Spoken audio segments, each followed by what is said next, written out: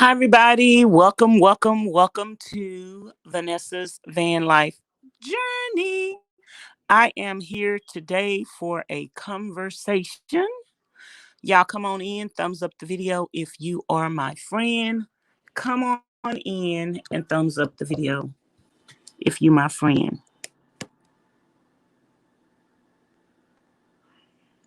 Hey, Gabby, how are you doing? Y'all, I am here. I used to do a lot of videos like this on my channel years ago about family, about overcoming depression, about just healing. And disclaimer to begin with, I am not a physician. I'm not a doctor. I am not a therapist. I am not with any entity that can help get you mental health. So, but I am just a person that has gone through a lot in life myself, dealt with a lot in life myself, healed from a lot that I've been through, and still in the process of healing. Healing is an ongoing situation. Dealing with depression is an ongoing situation. Dealing with toxic relationships and toxic people are an ongoing situation. So I am just here to have an open conversation about those things. Hopefully, these conversations that I share with you guys will be helpful to you, and we can share and engage in conversation together. Hello, Miss Gabby. Hey, Miss Alma. Hey, Miss Christina. What's going on with Jazzy? I haven't had a chance to check out anything concerning anybody. I haven't really been. I watched a few YouTube videos this morning, but I haven't seen anything else. What's going on with her? But anyway, you guys, I have had, yesterday or day before yesterday when I talked about relationships and friendships, I have had a couple of people leave comments on the videos. I've had a couple of people DM me, and I've had a couple of people leave comments on other videos. She has the virus. Okay, we would definitely pray for her. I will. Did she make a video about it? Oh, Jesus, have mercy. And she pregnant too. Mm-mm-mm.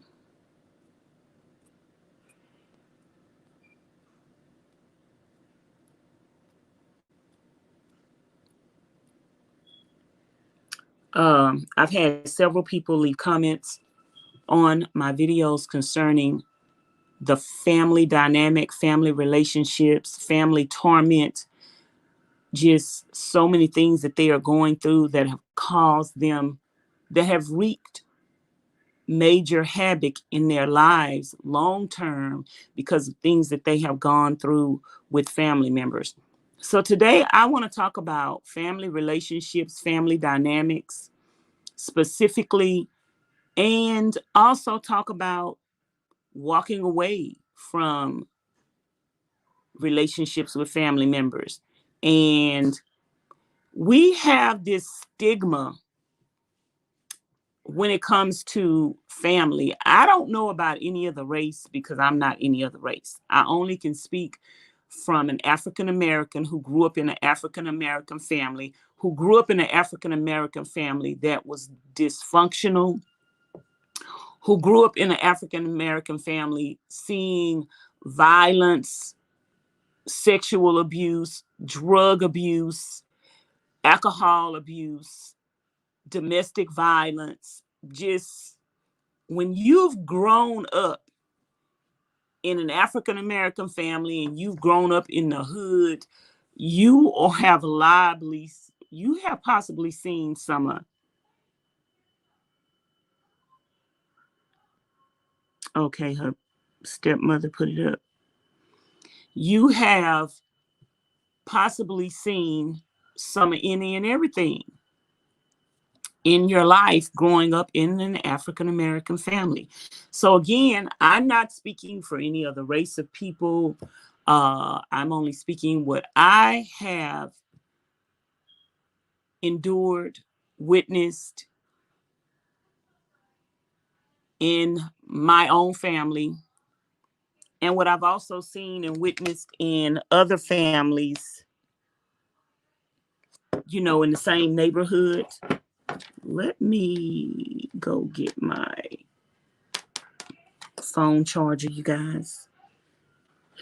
Let me go get my phone charger and a bottle of water. Thumbs up the video if you haven't already, and leave it some comments below about what you think about the family dynamics in the African American family. What do you think about a lot of people that are suffering in silence uh, due to situations that they have had with their family members and all the secrecy? Y'all, let me go get some water and my phone charger.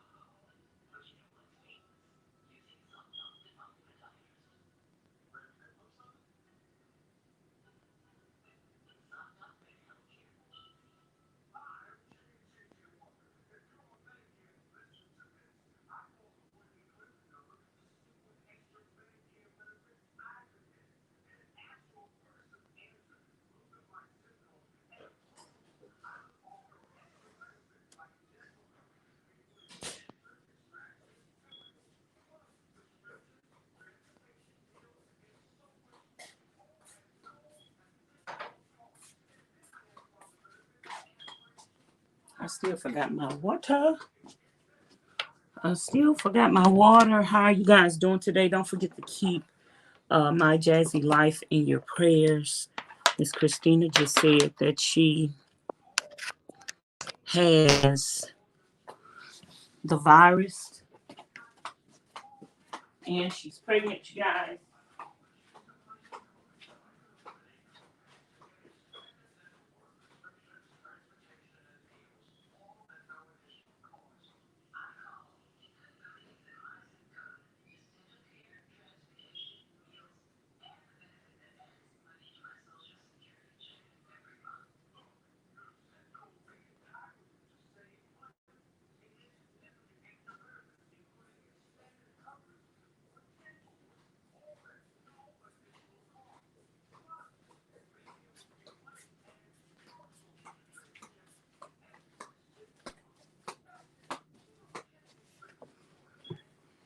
And you guys, please don't share any personal information in the chat that you don't want anybody else to know. Please don't share any personal information in the chat that you don't want anybody to know. I think it's My Jazzy Life. I think My Jazzy Life is the one. Did I say something else? Okay, you guys. So today we're talking about family relationships, family dynamics, and we're going to get into just a plethora of different subjects, sidebar subjects about family and whether or not, when is it time to cut family off? So, I'm just here to tell you guys, I grew up in a very, very, very dysfunctional family. everything from jealousy. My mother has, it's a total of 7 girls and 3 boys. My grandmother had 7 girls and 3 boys, and the girls were the most stable. The boys were a hot mess. And from my watching my aunts and uncles grow up, I learned so much of how I didn't want to be and things that I seen going on that was just a learning experience. But children shouldn't have to experience that type of stuff in order to learn from it. Because some people don't learn from it. They actually fall into the same patterns. Uh, my aunts and my mother, they were very competitive with each other. Everything was a competition with them. They're to this day, which I haven't talked to them in a very long time, but I actually prefer and choose not to go around my family members, pretty much on both sides of the family, uh, because there is so much dysfunction that has been accepted, and so much dysfunction in the family that no one is actually healing. They have just put band-aids over stuff, and they like to sweep a lot of stuff under the rug, and they like to hide a lot of stuff, and a lot of lying is going on. My family on my mom's side for years have been trying to have these powwows of saying, okay, we're going to get together and we're going to do this and we're going to do that and we're going to, we're going to get along. But they never ever ever actually have a sit down conversation to resolve the issues. They just put a band-aid over stuff. And so eventually they all end up falling out again. They all end up talking about each other again. And it's a lot of backbiting. Like, especially when you have a lot of girls, it's a lot of backbiting. There are cliques within the family. There are siblings that are close to each other. You got this set of siblings that are close to each other. You got this set of siblings that are close to each other. You got this set of siblings that feel like outsiders. And then you got these siblings who pretend like they want to be cool with the other siblings. And any and everything that anyone tells them, they're always taking it back and forth. And it's just, oh my goodness. It's just so much drama. They've even been in competition with men before. Like, they've been in competition with whose children are the prettiest, who can make the prettiest babies. Like, I've actually never seen such garbage before in my life, to where you have grown women who are siblings competing to see who could have the prettiest baby, who could have the baby with the prettiest hair. And to the point where they intentionally dated outside of their race to try to create what they consider to be the prettiest children. And I seen the dysfunction in my family. The dysfunction in my family has hurt all of my aunt's children. We have all been affected in some shape, form, or fashion, mentally, physically, emotionally, because of their dysfunction, and none of them ever being accountable for their actions, and the abuse that we suffered as children. Myself, my sisters, my brothers, my cousins, all of us suffered abuse from our mothers because of the way that they are. And none of them as mothers have taken accountability even to their children. My mother is not the only one that hasn't taken accountability to her children. My aunts haven't taken accountability to their children either. And their children, it's just so much dysfunction in life. And some people, sometimes they get together, like they have family reunions because there have been, because for a long time there wasn't death in our family. For a long time there wasn't death in our family. And then when my mother is the first person that lost, out of her siblings, she is the first person that lost a child when my baby sister died when she was a little girl at 3 months old. And when my other sister died in 2018, that was the first death that we have had in our family amongst, for years, since my grandmother had passed away, since my uncle had passed away, and another uncle passed away. We haven't had death in our family, like because we're some healthy people, so we haven't had death in our family. A lot of dysfunction, a lot of death spiritually and mentally, but physical death, we haven't had death in my family. So I think after my mom lost my sister, or probably when my sister was diagnosed with cancer, the family decided to do a family reunion. But the thing about the family reunion is that people just got together with all of their dysfunction. Nobody tried to resolve any of the underlying issues that they had with each other. And for me, in the space that I am at in my life, I don't like all the lying. I don't like all the backbiting. I don't like all the confusion.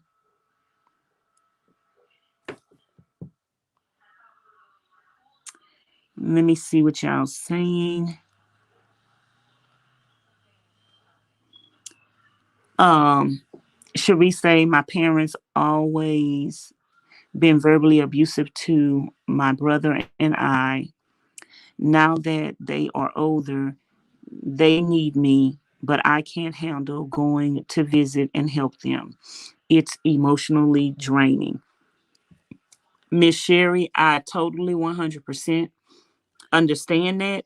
And today, the reason why we're having this conversation is because you don't need to beat yourself up about what you can't do. You don't need to beat yourself up and let other people try to put pressure on you and say, well, that's your mother and that's your father and you owe it to them. No, you don't owe anybody anything. Did they owe you? You were a child. You didn't ask to be here. If anything, your parents owed you a promising future. They owed you a future without fussing, fighting, arguing, backbiting, jealousy. They owed you a life of encouraging you, motivating you, loving you. They didn't give you that. So if parents don't give children the necessity to grow up to be healthy individuals that will respect and love them no matter what, if your parents don't give you that, then what do you owe them? You don't owe them anything. So whatever you need to do for your peace of mind, when you get to that breaking point, you do what you need to do for your peace of mind. You don't do things because other people tell you. Like my dad was disabled. He was paralyzed. And people would tell me all the time. And even now, when I tell people I haven't spoke to my mom since 2007, people tell me all the time, Well, that's your mother. You only have one mother. Yeah, you're right. I only had one mother, and she sucked at being a mother. I only had one mother, and she sucked at being a mother. She still sucks at being a mother, and she has never been a mother. So, what do I owe the lady who brought me and gave me life? What do I owe her? I don't owe her anything. I don't owe her anything. And I've given her more respect than she's ever given herself. I've given her more love than she's ever given her 6 children that she brought into the world. And another thing, you guys, don't let people make you feel bad about leaving your family members alone and make you feel like you're being disrespectful. If you choose to walk away from your family members and you're keeping the peace by walking away from them. You're respecting them by walking away from them. You're not dishonoring your mother and father by not having anything to do with them. You would be dishonoring your mother and father if you force yourself to be in a relationship with them and go back and forth with them and argue with them and end up hating them. That would be disrespecting them and dishonoring them. But leaving someone alone and moving away from them to keep down confusion, that is respect. That's love. Because sometimes you have to love people from afar in order to continue to love them. Miss Singh say, OMG, the dysfunction in my family. I need therapy. She say, I need therapy. I need medication because I am glad that my kids won't be raised like that. And sometimes too, Miss Singh, when you want better for your children, you have to make a decision not to bring them around your family, to even get to know your family, because the family is not trying to get over the dysfunction. And so you don't want your children to be subjected to that. And if people didn't do right by you, if your own mother and your own grandmother did not do, your own mother and your own father did not do right by you, why would you want to bring them around your kids around them? Why would you want like, I have seen stories where females were sexually assaulted by their father. And they had kids, specifically daughters, and left their daughters around their fathers, knowing that their fathers took advantage of them. Why would you do that? Why would you see, y'all, there is so much incest in our family till it's pathetic. It's so much incest in our family. And my mother's and her sisters were as well victim of incest, and they turned around and left their children in the presence of people that abuse them. Like, you as a mother know firsthand that someone abused you, and you're going to have children, and you're going to leave your children in the presence of those people. Tell me, why should your children have respect for you? Tell me, why should your children talk to you? Tell me, why should your children even call you mom? Because a mom don't do that. A mom wouldn't knowingly put her children in harm's way. And you can't say you didn't know when actually the person abused you. That's despicable. Miss Singh say, yes, still until this day, my mom will never take accountability for anything she's done. I am I am sick of it. That's why God blessed me with a kingdom spouse. Praise the Lord.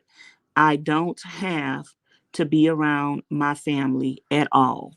But do you get judged by people who, other family members, or when you tell people that you become friends with, that you don't talk to your family or whatever, do you get judged because you don't have anything to do with your mother or your family? Do you get judged by that? People want to not put the accountability on the adults that raise these children to adulthood, that see the damage that the relationship of their mother and father had with them, and they want to do better. Like the parents should have made a decision to do better, but because they never made a decision to do better, and now you want to make a decision to do better, and listen. I don't think that it's nobody's, no child's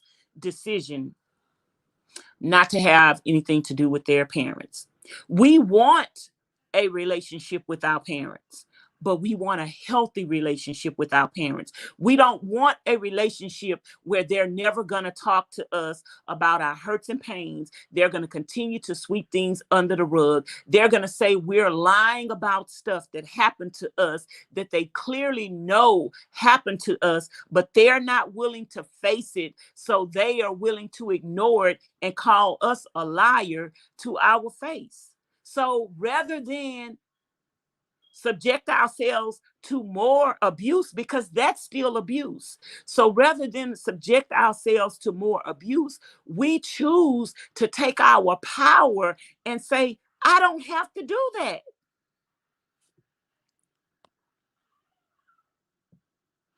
that. Sherry say, me too, Miss Scene.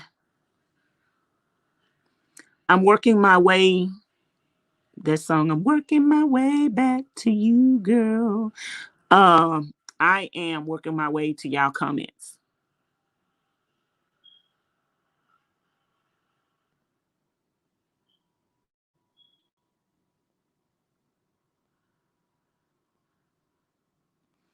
DC say, I am sorry to hear about that, but my mom had to become my parent, both of my parents. So I had to protect her when my father decided to abandon us, and his side of the family are crazy, liars, and cheats. DC say, for family meetings, I just stopped going because it was too much drama for me. And yeah, some people are avoiding the heartache, the pain, and the drama. And every time my family get together, it's an argument, it's a fist fight, it's cursing each other out. It's even when they seem like they're getting along, the next 2 to 3 days after they get together, this one is talking on the phone to this one. This one is telling this one something that this one said. And then next thing you know, everybody cursing each other out, everybody arguing, everybody fussing, everybody fighting. I don't have time for that. Miss Joanne say, so true, Tasty. It took me a long time to love me. I was bullied in school, and the place you think is a safe place is home. Not got bullied there too. And we're going to talk about that. I have done videos before on my other channels, y'all, that I deleted about sibling rivalry. There is sibling rivalry in my family, and I refuse to participate in it. I recognize individuals as who they are, regardless if they're supposed to be related to me or not, regardless if they are supposed to be blood or not, regardless if we have the same bloodline, regardless if we have the same mama or daddy. I recognize things that are not right. And if it's not right, I don't care how right you make yourself look in the public eye and to people. I know that you're not right. and I'm not having nothing to do with you, period. DC say my step siblings, however, were my bullies, if anything, and constantly berated us. Sherry say I went in the Air Force at 17 just to get away. A lot of people go to the service and try to find positive outlets. Not everybody is so. Let me drink some water, y'all. Not everybody is so lucky to escape through positivity. Some people fall into the cycle of the family dynamics, and some people become drug addicts, alcoholics. If I would have, I know today the woman that I am, even though I'm imperfect, but I know today the woman that I am is through the grace of God, because I didn't fall into the family dynamics. If I would have fallen into the family dynamics, I would have became a drug addict, a lot of drugs in my family, a lot of addicts. I would have became an alcoholic, a lot of alcoholics in my family. I just would have became a lot of what I seen in my environment, even in the environment that we were exposed to and grew up in a neighborhood. You seen prostitutes walking down the street as you're walking to school every day. There are grown men passing by in cars as you're walking to school as little children, and they are flashing their privates at you while you are walking to school.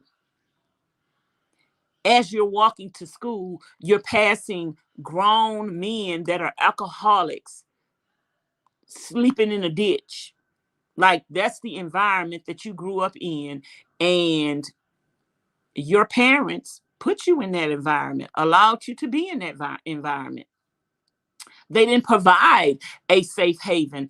And I don't have respect for women who continue to have children over and over and over again, and you're not providing a safe environment for your kids. You're not providing a healthy environment for your children that you have now, and you keep bringing more children into the world. What part of that you don't understand, that you're putting more onto yourself? We say God don't put more on us than we could bear, but we sure do. We put more on ourselves than we can bear. You could barely bear what you're dealing with right now, but you keep putting more on yourself. Why is that? Why is that? But you want somebody to respect you as being an adult. You want your children to respect you as being an adult and being a parent, but you didn't do what parents supposed to do. You didn't protect. DC say, oh man, Cherie, that's what my god brother did, and he's going back in September to continue his current 8-year position. I am happy for you. Miss Christina say, Miss Tasty, you have to do what's right for you and your peace.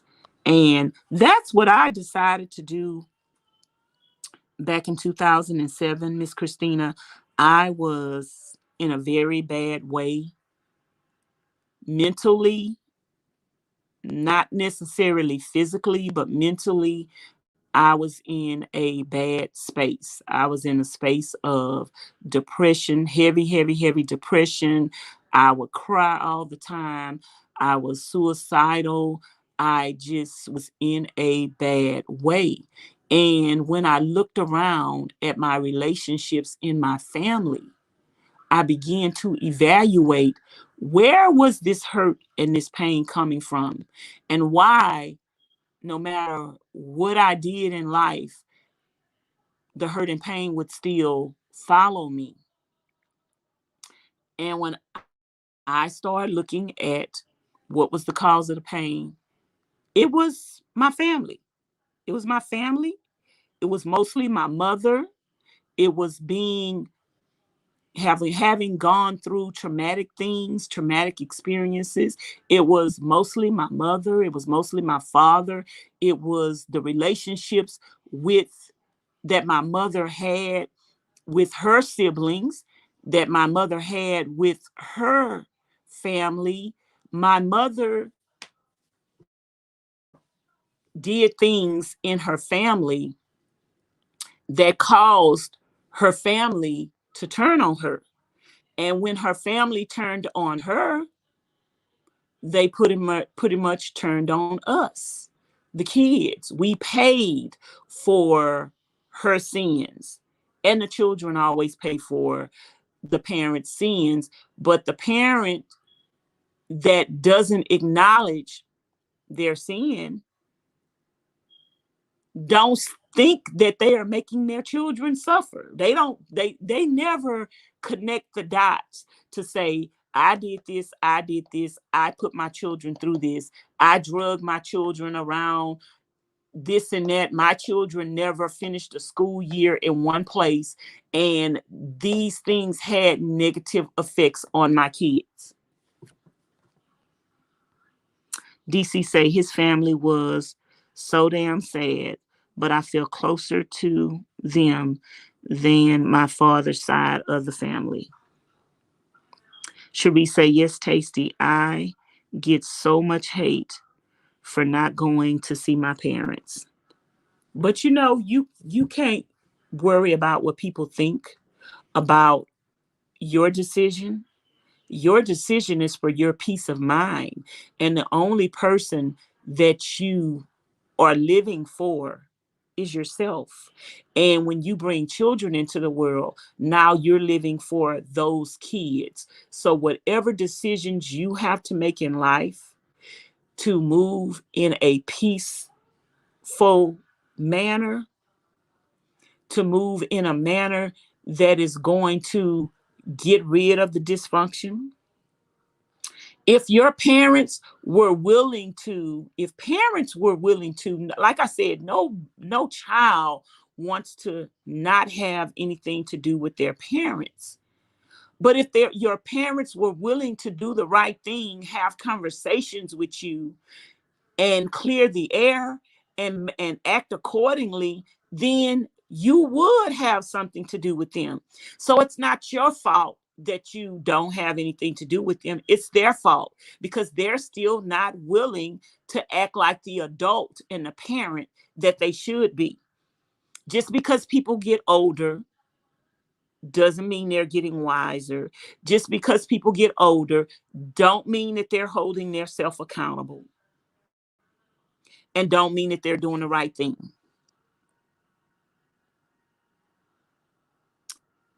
Uh, Miss Singh says, yep, my husband is from India. We will be raising our kids in India, surrounded by his family. Well, we'll stay in the U.S. for 6 months. Um, Singh say, I had to completely move away from my family, moved to Washington from Mississippi, and I've never looked back. Well, we'll stay here for 6 months and stay in India for 6 months. Cherie say, they would pretend to be nice around my uncles and aunts. Miss Joanne say, I couldn't understand why one of my siblings would make me think I was too sensitive, so it allowed her to continue to say crap to me. Last week, I just realized she's a narcissist and I am her target. Miss Joanne, some people need to tear other people down to feel good about themselves.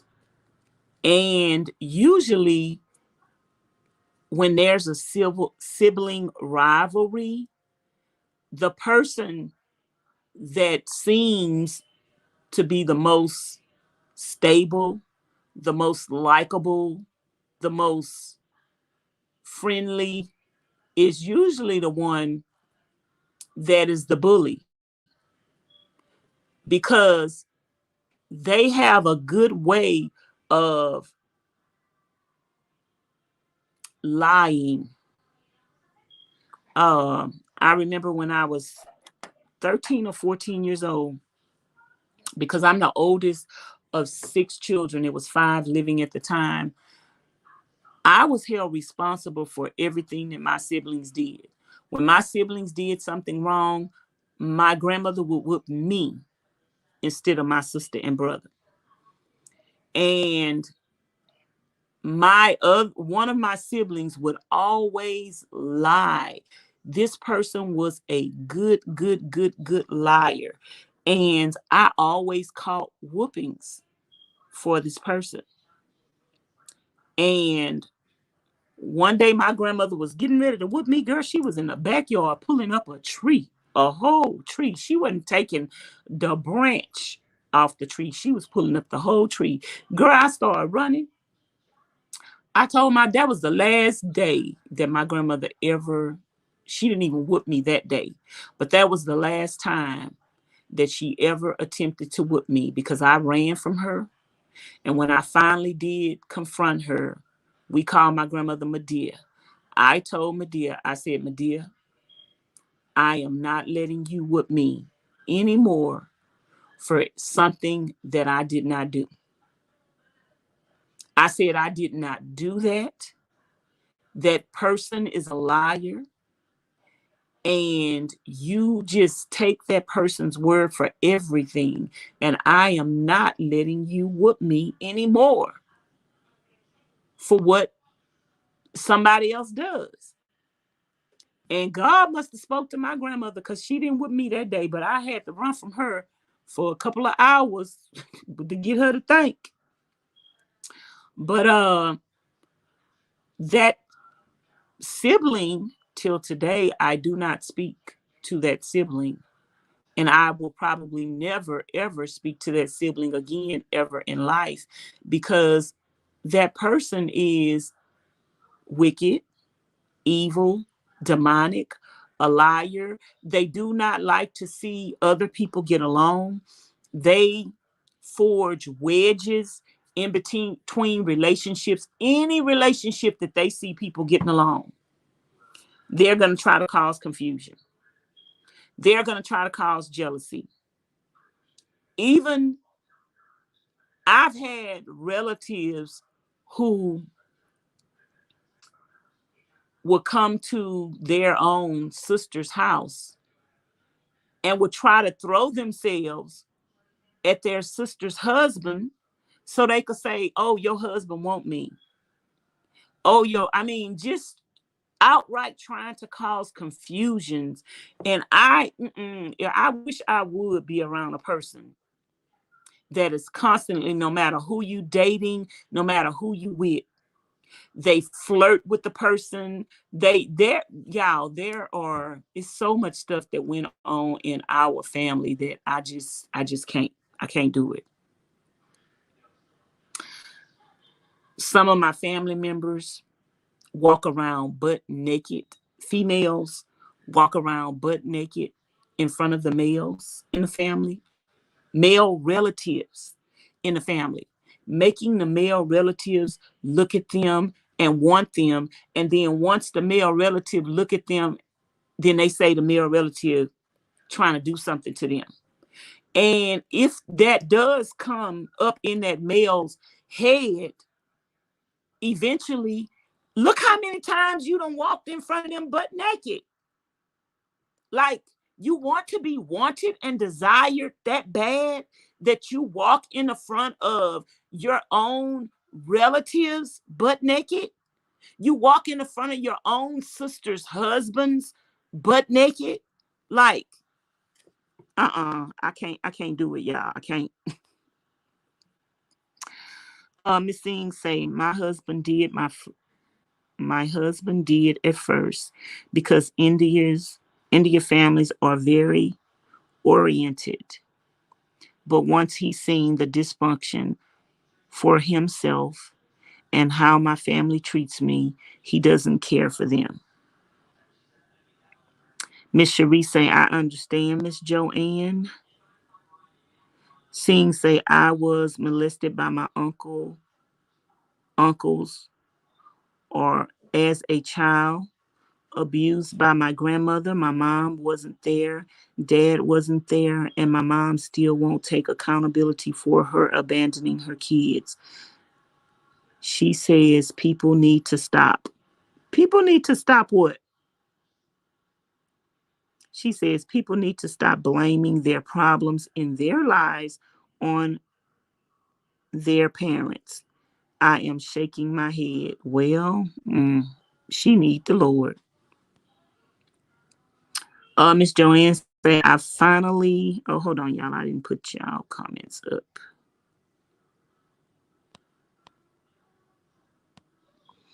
Miss Joanne say I finally defended myself with respect.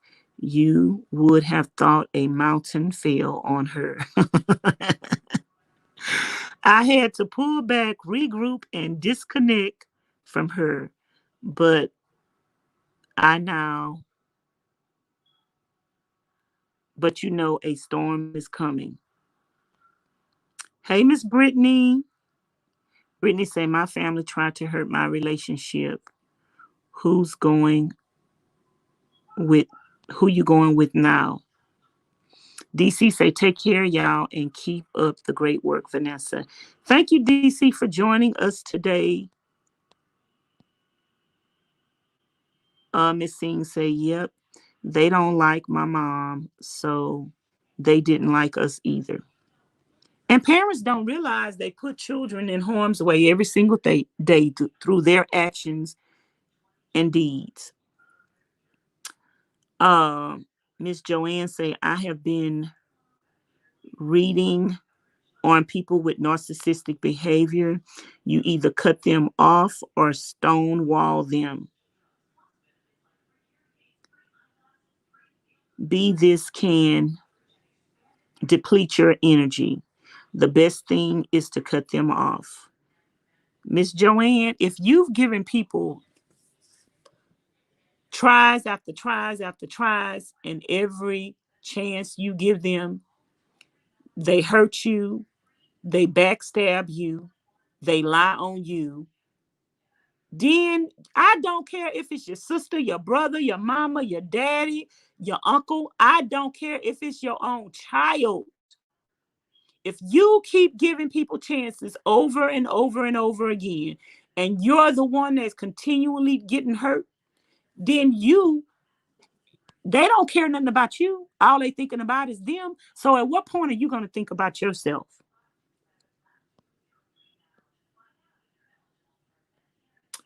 Miss Singh says she really does. I keep telling her that's why she's having so much bad luck and health problems. You have to admit what you did to God and repent, apologize, and move forward. And for some reason or another, they just think now maybe Miss Singh, she apologized and repented to God. See, some people feel like they've gotten saved and they talk to God about it, and they don't owe nobody else an explanation. The people that they've harmed, the people that they've misused and abused, they don't feel like they owe anybody anything. And you guys, I am a tough love person. And I think the reason why I'm a tough love person is because of all that I witnessed as a child. Uh, I witnessed my grandmother bailing her sons out of jail. I witnessed my grandmother catering to her sons and handicapping them as men. I witnessed my grandmother allowing grown men to live with her until they died, taking care of them. They didn't work, but she worked 15 jobs to be able to take care of them. I witnessed my grandmother going to church and asking the church every single Sunday to pray for her sons. But she would still come home and cater to them. And I guess some people are going to say, well, your grandmother really loved her sons. Do you love someone so much that you let them destroy you? Do you love people more than you love yourself? And this is what, when I came to the conclusion that I came to with my family, I used the example of my grandmother and what I witnessed her do her whole life and cater to her sons. And she handicapped those men. She allowed those men to become deadbeat fathers. She allowed those men to become sorry men that never amounted to anything. She allowed those men to continue to go to jail year after year, week after week, and bailed them out of jail. They had no consequence for their actions, and therefore they continued the same actions over and over and over and over and over again till they became alcoholics, till they became druggies. You know, two of my uncles lost their lives due to their lifestyle. So while she was asking for prayers for her sons, she was actually the reasons why her sons were like they were and continued to remain like they were. Because she didn't, I refuse, y'all, because I watched my grandmother do this. I refuse to take care of a grown man. I refused to cater to a male child that don't want to listen, that I wasn't going to be like my grandmother. I was not a child. The way I raised my son, I let him know, you get in trouble, this happened to you, you on your own. I never, ever, ever bailing you out of jail.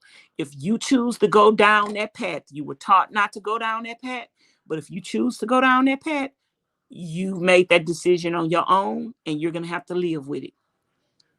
So I believe in making people suffer the consequences for their decisions. I believe in not accepting the lies of, because sometimes some of these children try to put a guilt trip on you forever. And the things that I'm talking about with us that have suffered emotional and physical and mental abuse, it's not that we're trying to put a guilt trip on our parents. It's that we just want our parents to take accountability for the things that they've done to help us get to a place of healing. That's not a guilt trip, but some kids try to put guilt trips on their parents for every single thing, where you weren't a good parent and you would never, ever, ever live up to some of your kids' expectations because they just, I know people that want their parents to buy them, provide everything for them. They don't want to do this and they don't want to do that, but they want their parents to be the one to do it for them because they want to say, oh, you weren't a good mother. Oh, you weren't a good father. So you got to do this for me, or you got to do this for me. Now, if I wasn't a good mother and I wasn't a good father, then I ain't going to never be one. Now you need to do what you need to do to provide for your life. If you decided to go to jail, me being a good mother don't have nothing to do with getting you out of jail. I'm not getting you out of jail. I guess I'm not going to be a good mother because I ain't bailing nobody out of jail.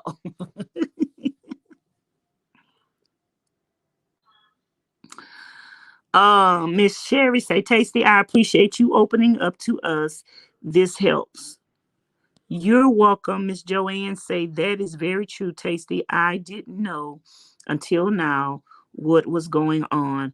I thought it was me. Not anymore. Now the healing begins. That is true, Miss Joanne. A lot of people uh, that suffer from depression and have a lot of things going on in their life, we do think it's us. We do think it's we doing something wrong because the people in our families make us feel a certain way. And then I have absolutely positively no regrets. I have no regrets. I pretty much walked away from all of my family in 2007 on both sides. And I didn't fall out with them. I didn't have an argument with them. I just walked away and left them alone. And I have no regrets. No regrets. I have no regrets. And I am actually sitting back and just watching God do his thing. Miss Joanne, I promise you that when you turn your healing over to God, when you turn your peace of mind over to God, when you turn the situations that have wronged you over to God, I promise you all you need to do right now is just sit back and watch God handle it. My family, when I walked away from my family, Miss Joanne, and some family members that I would talk to, they would tell me, this person said this about you, and this person said that about you. And I'm not talking to any of them people, but they have things to say about me. I cried out to God concerning the things that they were saying about me, the lies that they were telling on me. My family, they have to have somebody to talk about. The sisters, they have to have somebody to talk about. They have to have somebody to belittle. They have to have somebody to tear down. That's just the way they are. And I don't like none of them. I don't like none of them. One of my aunts I was close to, but God allowed me to see her for who she was.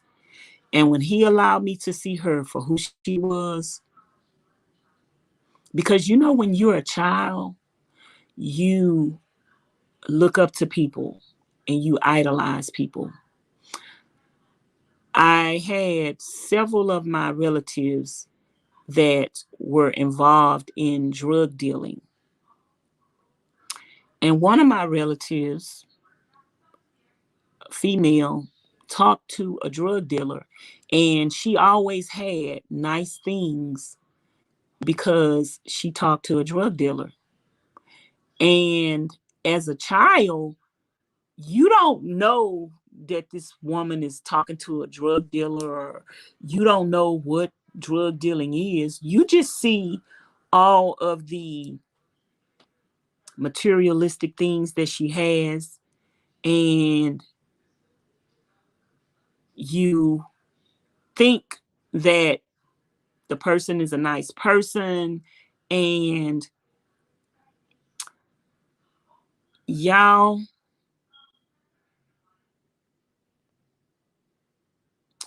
one time something had came to my memory about what this individual may or may not have done to me. And I really didn't know if they had did it intentional. And I woke up in the middle of the night thinking about something that they possibly had did to me that I didn't know if it was intentional or not. I woke up in the middle of the night crying, and I just cried out to God. I was snotting at the nose and everything because it was horrific what they had possibly did to me. Y'all, let me tell you how some people are so wicked and evil. In my family and in our neighborhoods, women were so jealous of each other and other people's kids that they would put people's children in harm's way. For instance, if they knew a man was a predator, they would leave, they wouldn't leave their children with that predator, but they would leave other people's children with that predator because they wanted that person to hurt those people's children. Y'all, that is so despicable. And God, through his spirit, brought something to my attention that somebody possibly did to me on purpose. And I just woke up in the middle of the night one time when God brought that to my spirit. I woke up in the middle of the night praying and crying and moaning and groaning. And I laid in bed, y'all, for about a week, disturbed about what that person had did. The person did it. It's no question that the person did it. The question was whether or not they did it intentionally. And I laid in my bed crying about it for about a week and allowed God to comfort me because it was so hurtful. And finally, I asked God, I said, Lord, you know the heart of man. You know their heart. You know whether or not that person did that intentionally. Or you know whether or not that person didn't do that intentionally and maybe they did it out of ignorance. If they did it out of ignorance, I forgive them. But I say, Lord, if they did it intentionally to try to bring harm to myself and other individuals, I ask you to judge them. Because when you have people going around doing things to children, they not no good people, y'all. And I ask God to judge that person.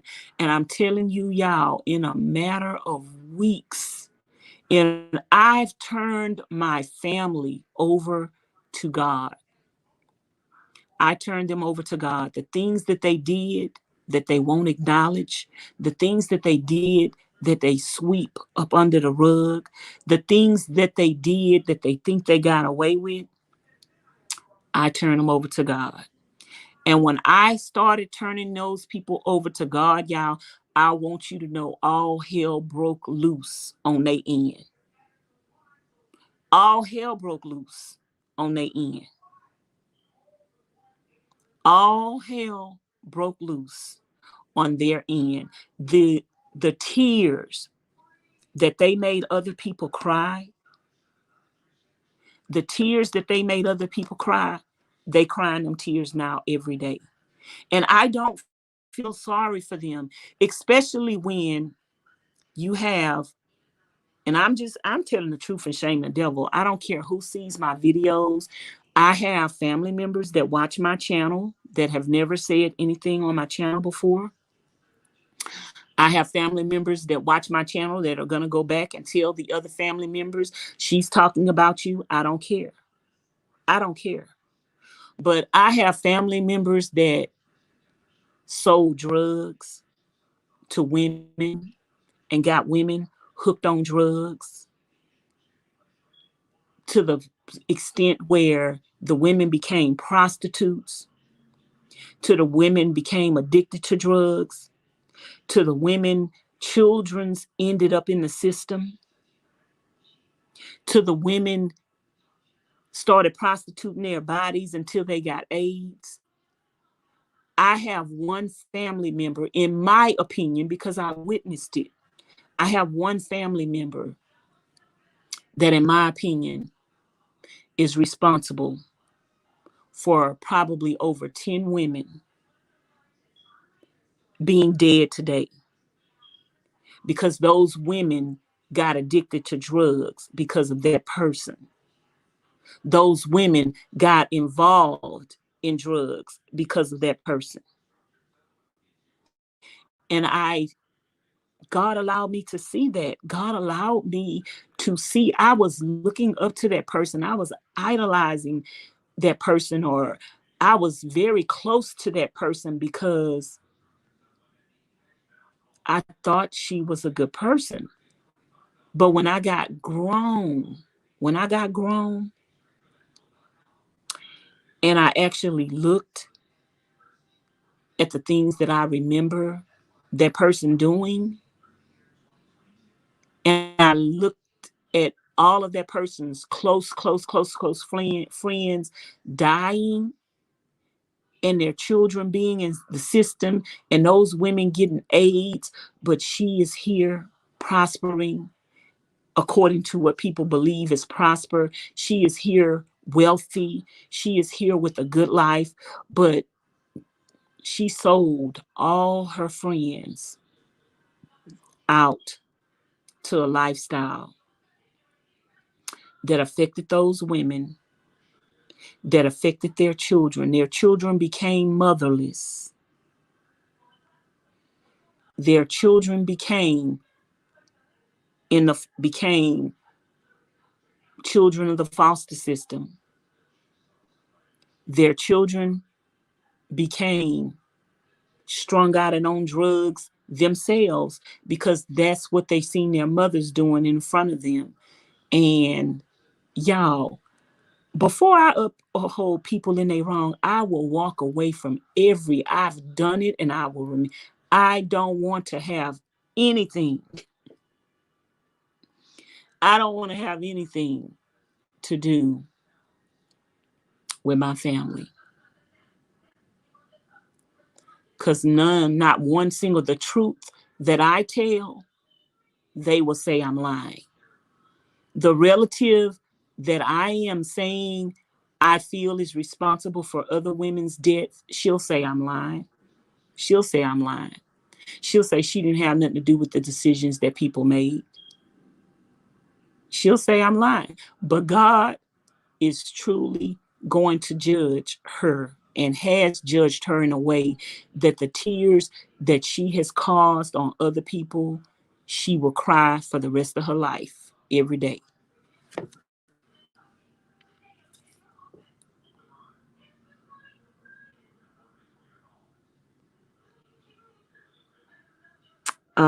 Let me see what y'all are saying. Miss Joanne say, Tasty, this sibling is a pastor now.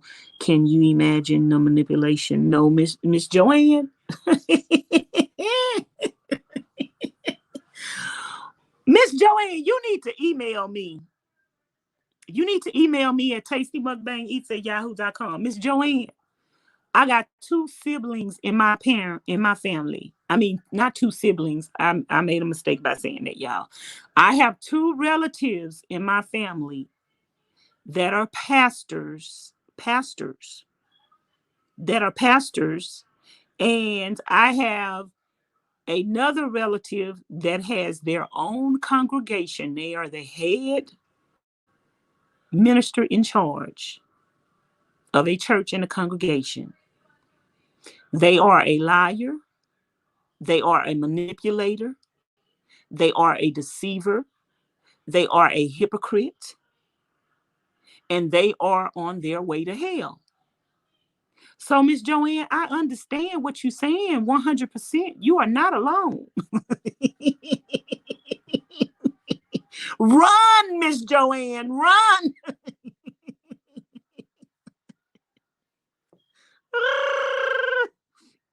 Miss Sherry say, Tasty, do you ever feel guilty for not giving them another chance? That is my problem. I still cry sometimes. No, Miss Cherie, I do not feel guilty for not giving them another chance, because when God finally allowed me to see the source of my pain, and Miss Cherie, if I wouldn't have walked away, this is my God's honest feeling. If I wouldn't have walked away from my family, I would not be here. I would be dead. I would be dead.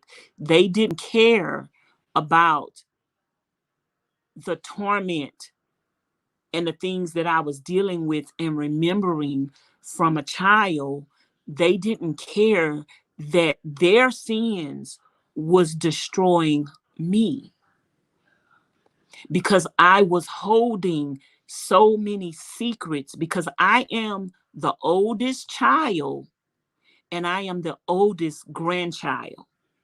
So I witnessed so much in my family that I was holding my aunt's secrets. I was holding my grandmother's secrets. I was holding my uncle's secrets. I was holding my mom's secrets.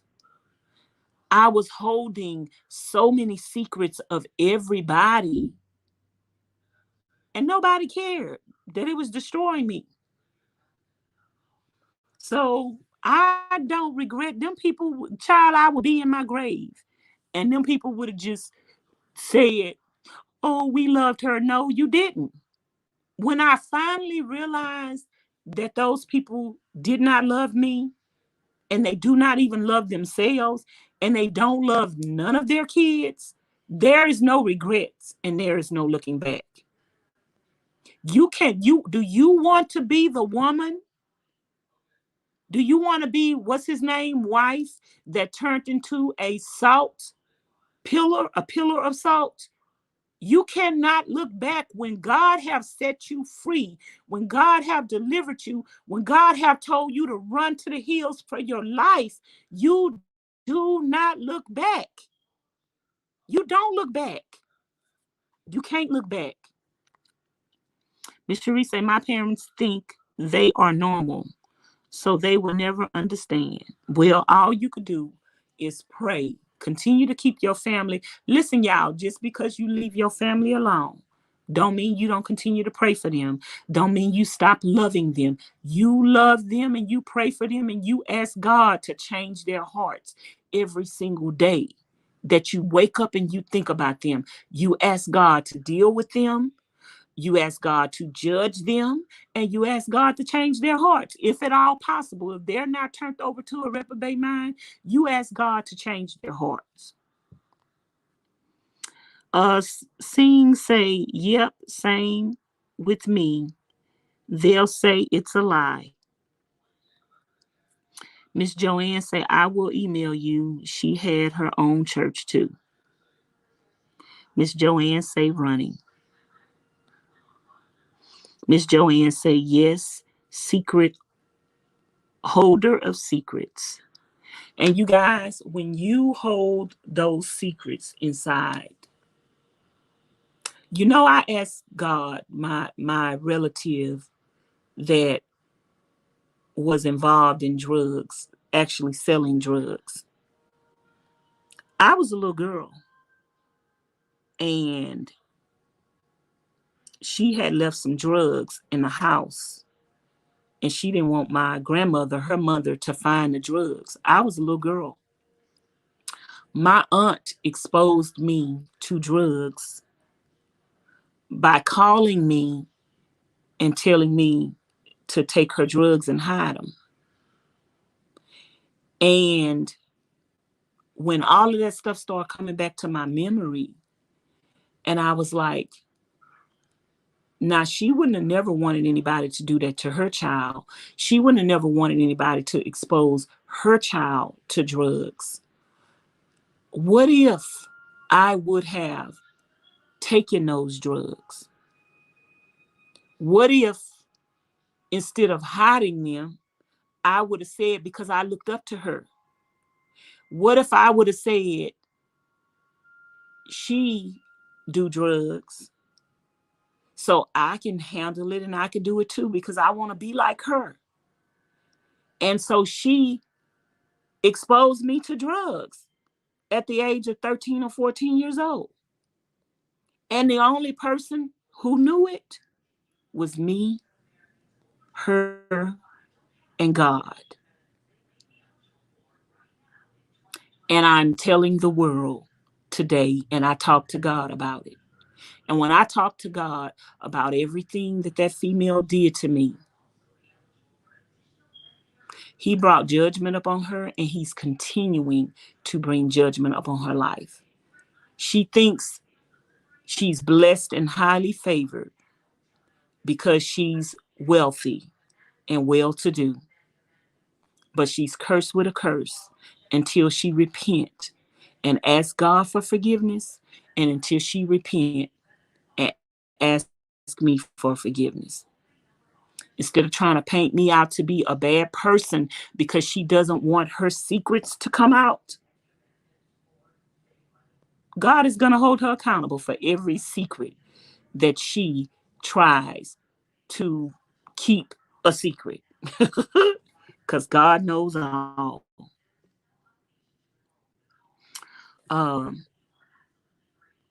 Miss Cherie say, Tasty, thank you for all the good advice. I will pray for them. Miss Claudia say, you must somehow forgive. Miss Claudia, who says that we haven't forgiven. What does your definition of forgiveness does not determine whether or not a person has forgiven. I have nothing but forgiveness in my heart. I do not hold any anger or any animosity towards anyone in my family, but I do hold them accountable.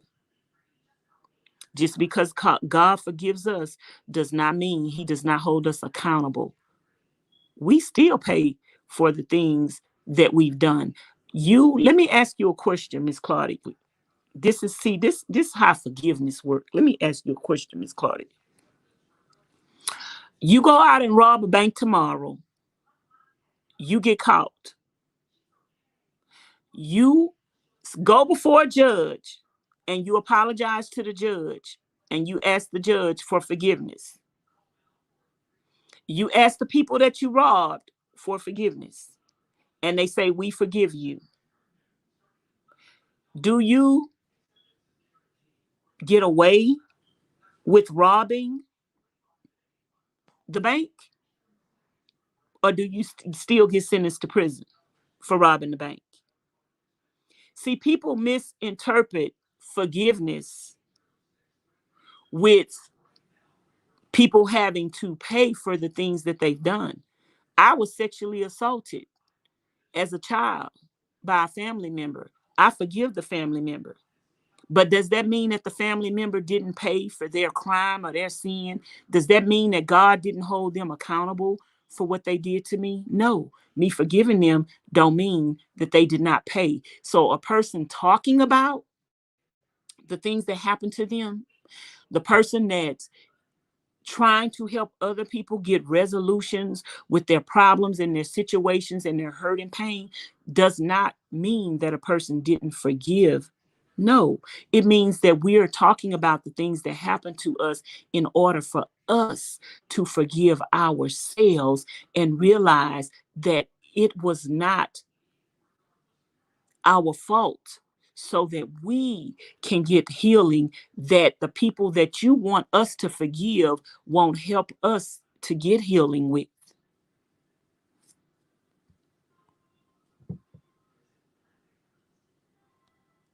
Miss Joanne said, yes, thank you for telling your story, listening to us, and talking with us. Much love to you, Tasty.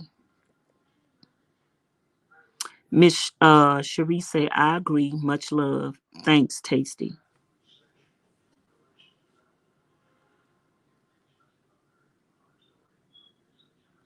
Oh, yeah, we pray.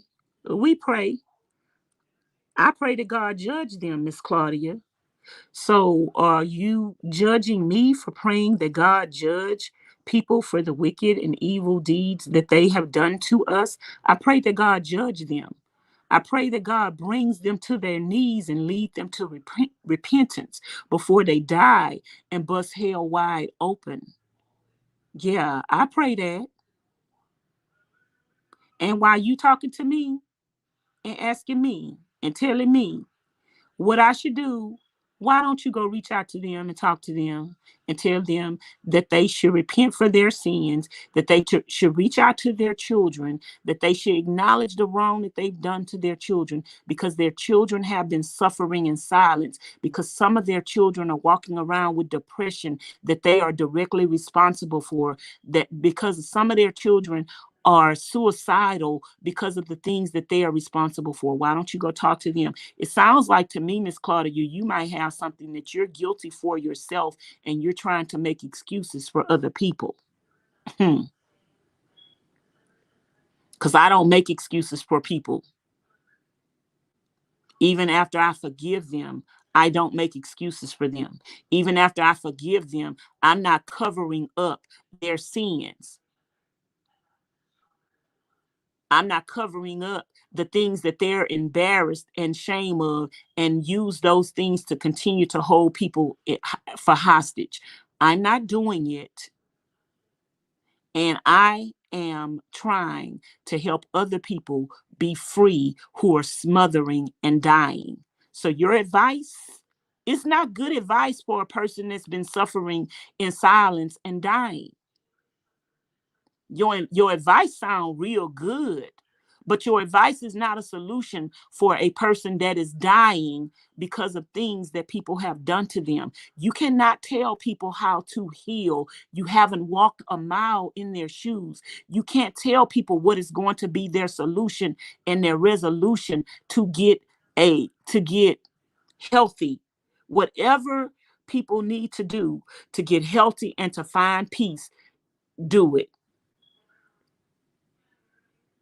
Do it. If it means walking away from your family, do it. Who says that because people walk away from their family that they haven't forgiven? Who says that? You're the only person that's talking about not forgiving. We're talking about forgiving them and loving ourselves enough to not stay around people who are dysfunctional, who are abusive, and who don't care about our health and our well-being.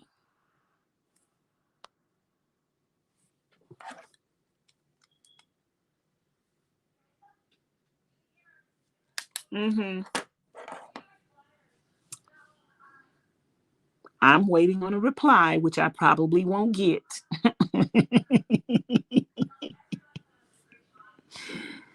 I'm waiting on a reply, which I probably won't get, but it's okay. Because I'm going to still tell the truth and shame the devil today.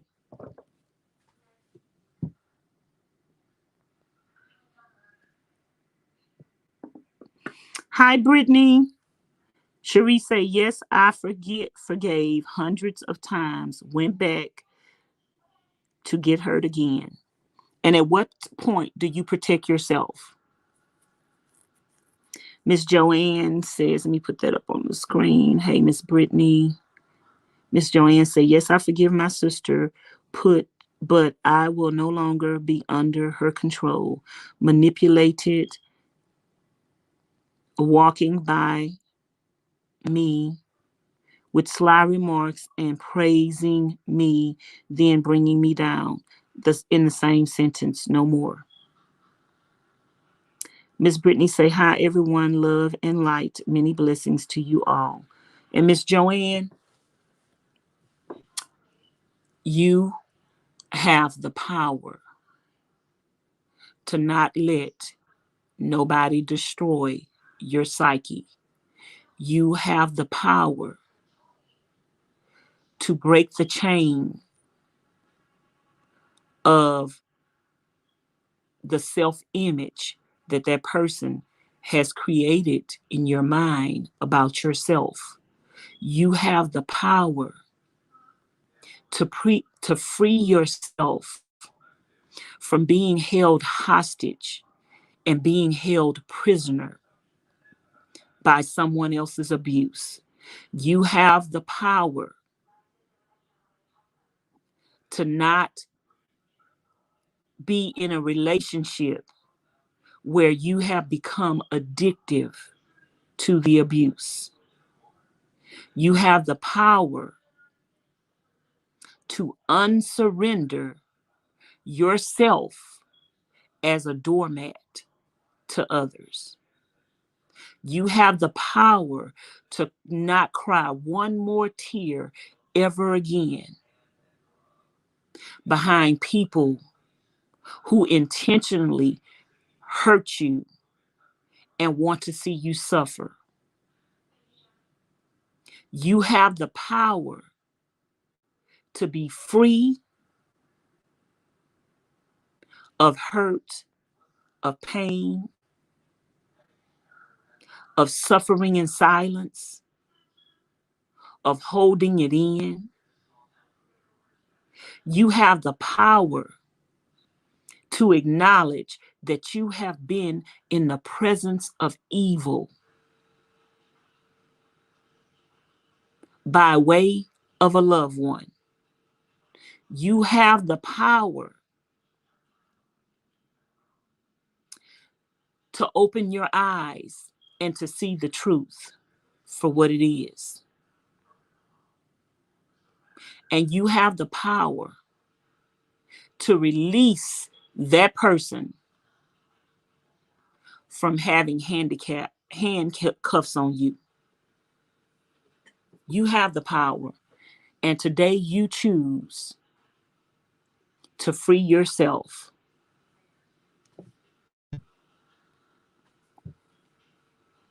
Brittany say you can always pray and love people from a distance, period, because I do it all the time, period.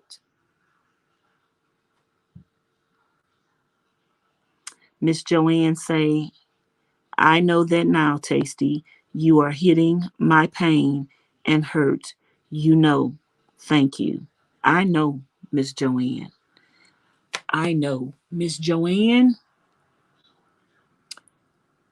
I used to cry a many a days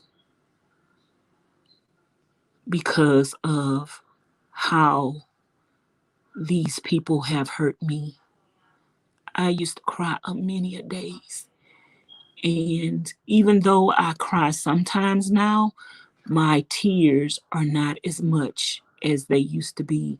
My hurt and my pain is not as much as they used to be. When I walked away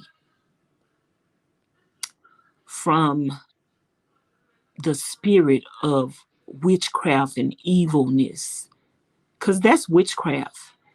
That's witchcraft in your family when people cover up lies, when people keep secrets, when people allow hurts and pains to torment you and they don't even care about your soul or your life or your health.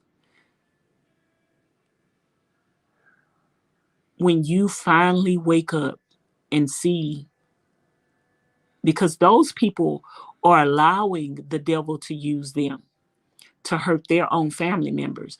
So when you see those demons in those people and you recognize those demons for who they are, You don't want to have nothing to do with the devil. So you walk away. It don't matter who the devil is, who letting the devil use him. You don't want to have nothing to do with the devil, so you walk away from the devil. And it don't matter if the devil, let me tell y'all, it's preachers in the pulpit every day that are not serving God, they're serving the devil. So it don't matter because a person claims to be a pastor, claims to be a minister. I have two ministers in my family that are demons. I know a minister that sits up in the pulpit, and he been sitting up in the pulpit for over 30 years. And he lives with a woman, and he's married to another woman, and he's been committing adultery for over 30 years. And he is a pastor, a head pastor of a church here in Houston.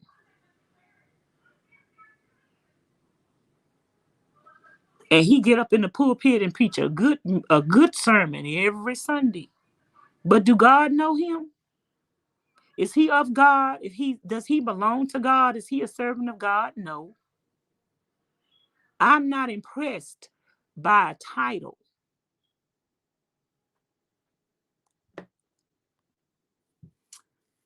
Miss Brittany say, I am praying for you, Queen Joanne. I am sending prayers, love, light, and strength. Miss Joanne say, thank you, Brittany. Miss Joanne say, my goodness. I'm not impressed by a title. You can't impress me with the title when your lifestyle does not match your title. You can't impress me with money when you sold other people's souls, when you cause other people to lose their life because of money. Like, I know people that got money. The drug dealer that one of my relatives used to date, that drug dealer had so much money. That drug dealer had every other car.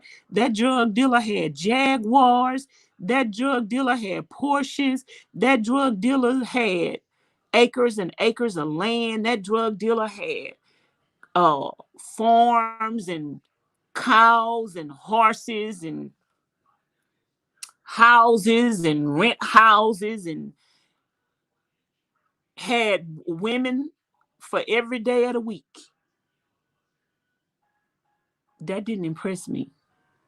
The way that drug dealer died, the way that the government stripped that drug dealer of everything they had before they died, that don't impress me. I wouldn't sell my soul to the devil for 10 minutes of fame and fortune to end up being destroyed in the end. Not I, said the little red hen. So what people have, y'all, don't look, and I'm telling y'all, one of my relatives that have money and always had money because they dated a drug dealer.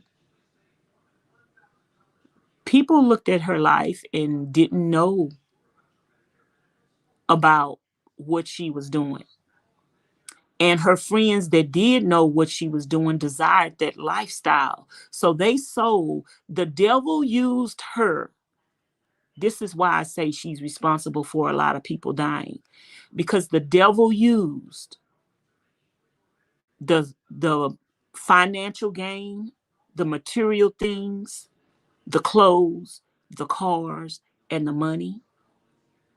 The devil used those things that her friends seen to attract them to a lifestyle that destroyed them and took their life. And out of all her friends that she had back in the hood, she the only one living, y'all. She the only one living. All the people that she got into the lifestyle, all the people that she got into selling drugs, that she enticed into dating men that was selling drugs, that they got hooked on drugs and they start prostituting, they're all dead. but she's still alive. She's still alive. And like I say, many of those women, children ended up in the foster care system. Many of those women end up getting HIV and dying from it. She attracted them to their lifestyle. See, you can't put your eyes on the things that you see others with because you don't know what they do to get it. And once you find out what they do to get it, because you think they getting away with it, you think you will too. But the devil is using them to entice you into that lifestyle so he could destroy you. And that's pathetic and it's sickening. Don't be enticed by what you see others with because you don't know what they did to get it. They could have made a deal with the devil.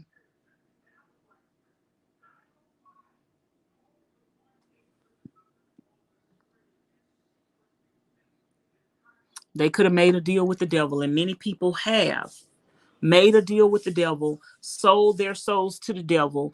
They want to entice you with the things that they have, but do you know really what they do to get those things? If they're not being obedient to God in the process of getting them, I don't want it. I don't want it. I don't want what you got if you ain't getting it from God. I don't want what you got. And I don't and even if you are getting what you got from God, I don't want what you got. God got something for me that is different than what he had for you. So why would I want what you have? I don't want what you have. You ain't even living right. How can you entice me with what you got? You getting what you got from the devil, baby. That don't faze me.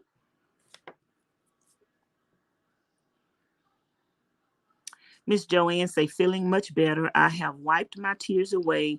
I truly needed this. I have been praying about this. Big fat kiss and hug to you, Tasty. Thank you.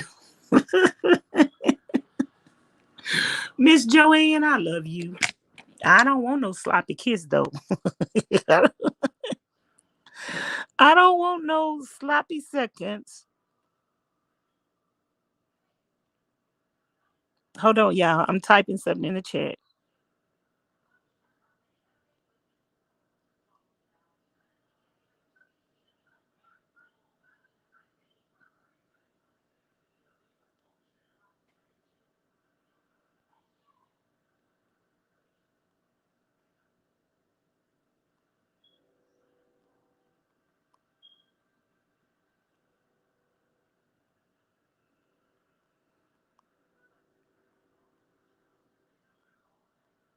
Hold on.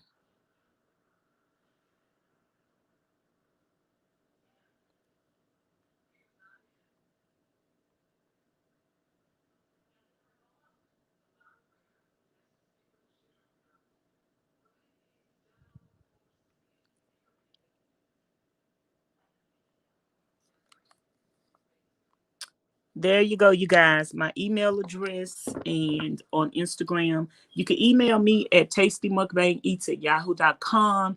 And you can also Instagram me. I check my Instagram more often than my emails. But you can Instagram me at uh Tasty Mukbang Eats on Instagram. But if you don't have Instagram and you want to email me, I will check my email. I try to check my email like once or twice a week. And I need to check my spam because I actually never check my spam. But anyway, you guys, I wanted to come here and have this conversation. And if you guys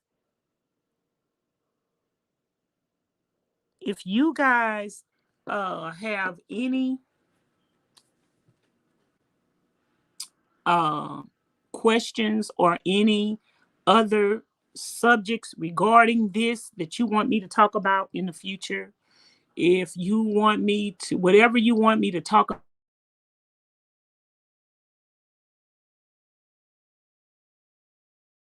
out to you guys, just let me know. And hold on, y'all. Let me see if my friend is outside because she just called me.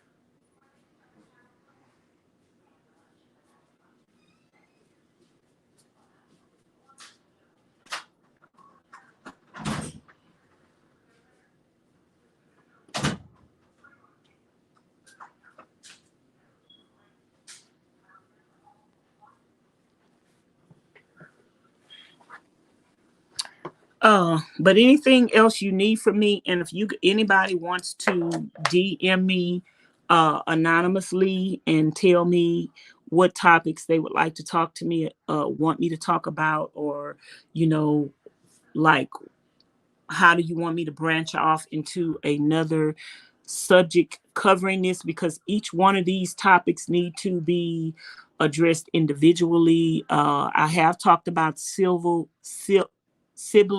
rivalry before on my channel, and I can talk about it again in depth. I do have a sibling that actually none of my brothers and sisters actually get along with that person, and we have pretty much all have decided to leave that person alone because they have created so much hurt and pain and havoc in our lives and try to even pit us against each other. So I have walked away from one of my siblings, and I actually don't anticipate ever. I've given that person so many chances till it's ridiculous, and like when people say they're a Christian and people preach the word of God, and they still can have so much evil in them. I'm not scared of them, but I just really just don't want to have nothing to do with you, because if the God in you can allow you, if you say you got God in you and the God in you could allow you to do those things, I don't want to have nothing to do with you because you don't even fear God. So when you realize that an individual does not fear God, baby, run, Forrest, run. When you realize a person that preaches the word of God don't even fear doing things that would grieve the spirit of God, that's, girl, this a whole different subject. That's a whole different subject. I'm gonna talk about that, y'all. We gonna talk about that too. When a person that says they are spirit filled don't even fear the repercussions of God against the things that's scary. That lets you know that you need to lead them people along. They don't even care about what God can do to them. So if they don't care about what God can do to them, then they don't care nothing about you, baby. So lead them people alone.